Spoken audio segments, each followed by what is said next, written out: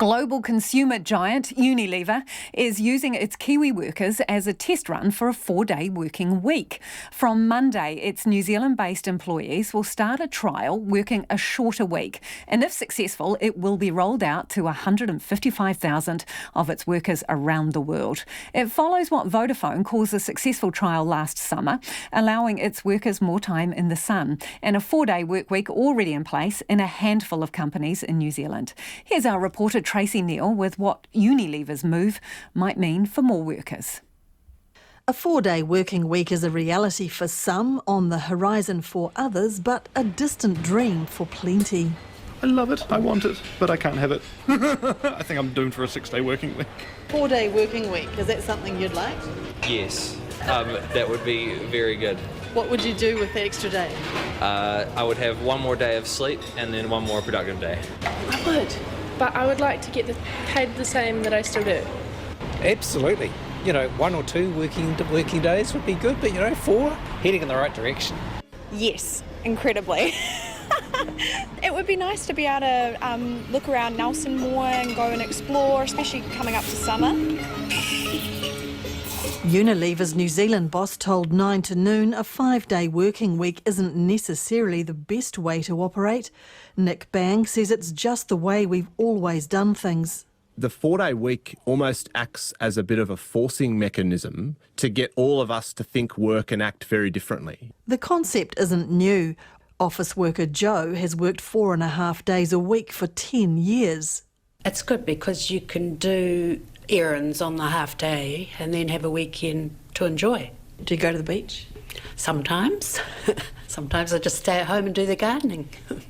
And then there's the 4-day week set up by estate planning services business Perpetual Guardian. Founder Andrew Barnes worked with the 4-day week Global Foundation co-founder Charlotte Lockhart to set it up. She says the conversation globally is now well advanced.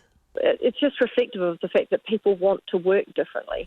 COVID itself has given us a bit of a kickstart into actually the fact that we have to work differently. So we've been having conversations with, the likes of Unilever. We've been speaking with them, for over a year. And we are working with 3 other large multinationals, along with a number of New Zealand businesses as well. Ms Lockhart says they don't work with businesses that only want to change for their own benefit, those that want the productivity but won't hand the time back to their workers. She says a compressed week works because it gives workers the benefits that matter the most, flexibility and the chance to work from home. I often say to employers, we need to remember that we borrow our people from their lives. And so it's about putting everything back in balance. And that the 40-hour week, that we celebrate with Labour Day, we don't work a 40-hour week anymore. She says now is the time for a rebalance.